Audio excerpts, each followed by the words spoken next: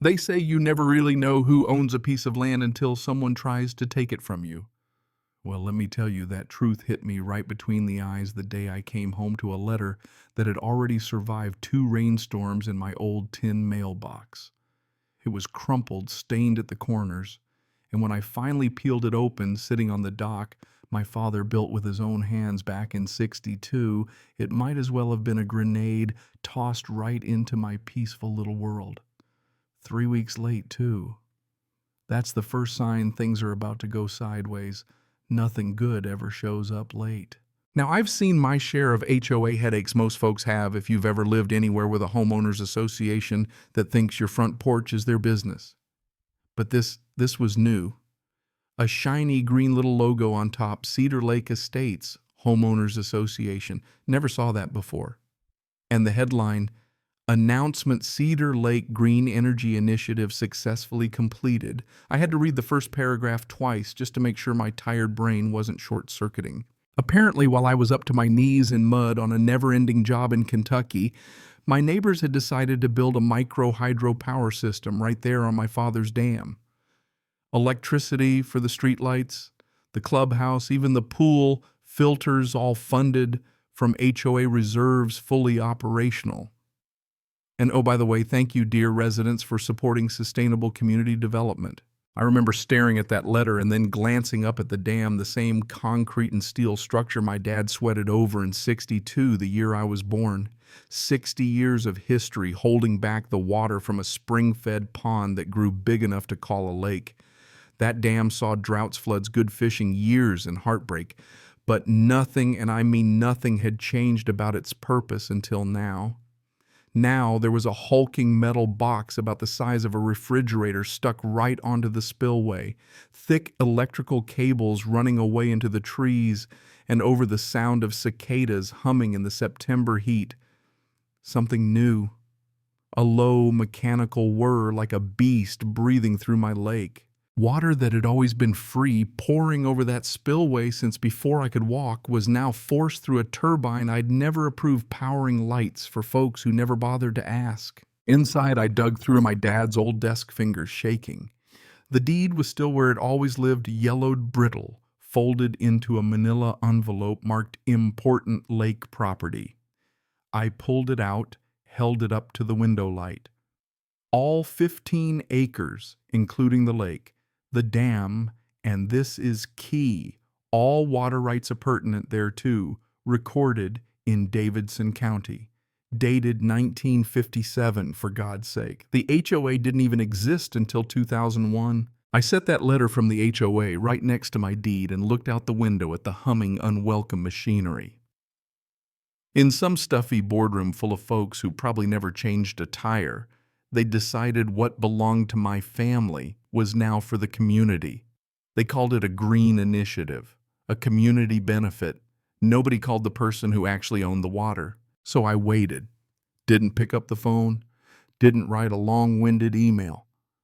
I just sat there letting the sound of that turbine gnaw at me day and night until the waiting turned into something like resolve. A week later, I finally sent an email, just a polite little poke to the HOA office, asked what the process was for approving this green energy initiative, whether they had an easement agreement, a usage contract, or here's a wild idea, my consent.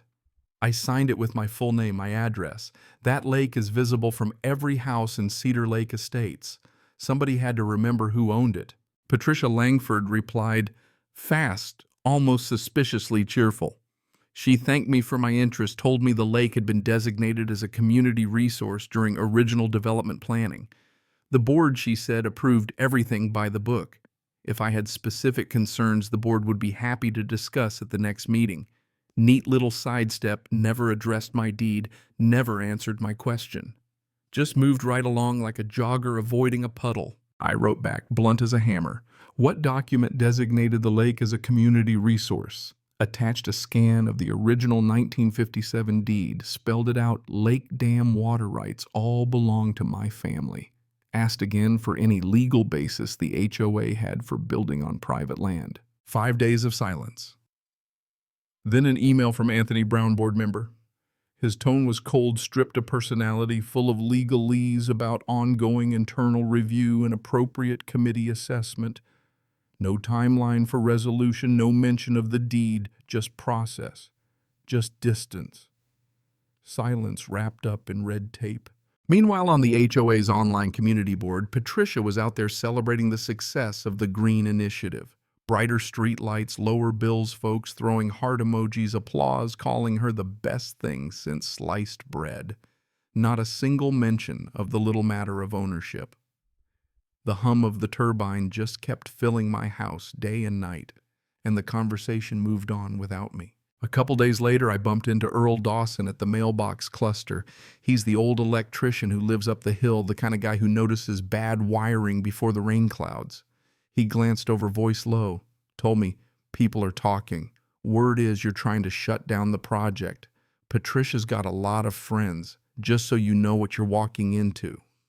I just nodded, took my mail, walked back home. Walked.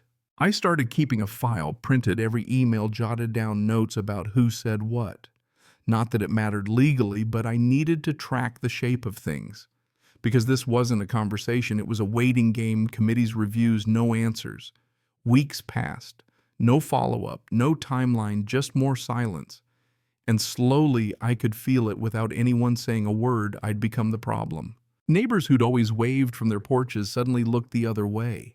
The annual barbecue happened. I found out from photos online. No invite, no, "Hey, we missed you." Just a comment on the photos. Glad our community sticks together, unlike some people. I didn't answer. Didn't bother showing up to the next board meeting either. Patricia ran it like a victory lap. Most significant achievement of my tenure. $8,000 a year in savings. No mention of my emails, my deed, my family's name. But I wasn't just sitting on my hands. Took a few days off, drove to the county clerk in Nashville. Got certified copies of the original deed, the 1957 survey map, and the plat from when Cedar Lake Estates was created in 2001. Sat in my truck, compared them line by line. The developer's map showed the lake as adjacent, not included in the HOA's land. The boundary was as clear as daylight. The lake was never part of the HOA. It had just been assumed.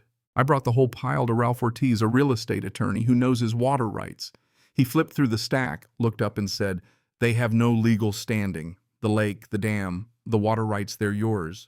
What they did, trespassing, unauthorized improvements. We talked through options, cease and desist, civil suit injunction. I decided to start simple, a letter, certified demanding proof the HOA had any right to use the lake, or they had 30 days to remove their stuff." Ralph nodded, wrote it up. I stopped waiting. They took my silence as surrender. They thought absence meant acceptance. They never realized I was counting the days. On November 15th, the letter went out official, blunt. Left no room for wriggling. 3 facts. The lake and dam are private property. The HOA built the hydro system without consent. They had 15 days to prove otherwise, 30 days to remove their equipment. If they didn't, I'd exercise full legal control over the dam and its operation. Earl Dawson told me what happened when Patricia got the letter. She laughed, called me a bluffer, said I just wanted money. Anthony Brown asked about documentation. Patricia waved him off. Said the lake has always been part of the community. They hired a lawyer who wrote Ralph to ask for more time. Ralph declined, firm deadline, facts weren't ambiguous. The deed spoke for itself. December rolled in bare trees, gray water, and on the HOA board, nothing but holiday cheer. Patricia bragged about cost savings, the brighter streetlights, another great year.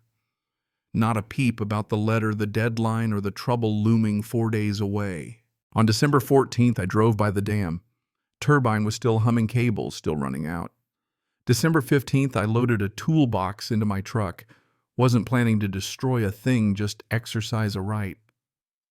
My father's release valve at the base of the dam, built to last.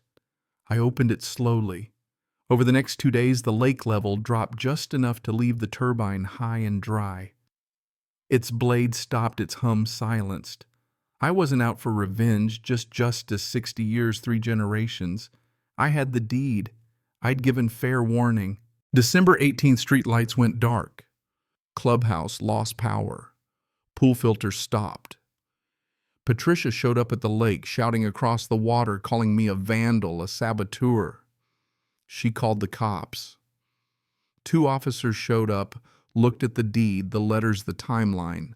One made a call, then turned to Patricia and said, "Ma'am, this is a civil matter. He has the legal right to operate his own dam. There's no criminal violation here." Patricia demanded they arrest me. They didn't. She just stood there in the cold, nowhere left to go. The aftermath, predictable.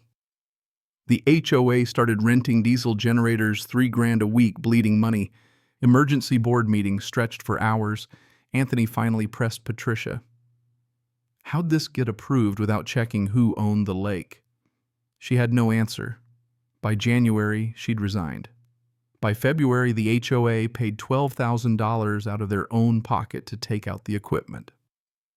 In March, I closed the valve.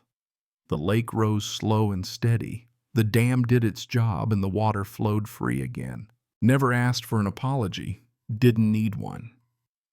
The system fixed itself not because anyone admitted guilt, but because the facts became impossible to ignore. They built their progress on something that wasn't theirs, ignored every warning, dismissed every question, and waited for the one voice they didn't like to just go away. It didn't. Now the turbine's gone, the streetlights run on grid power. Patricia moved away, somewhere without a lake to fight over.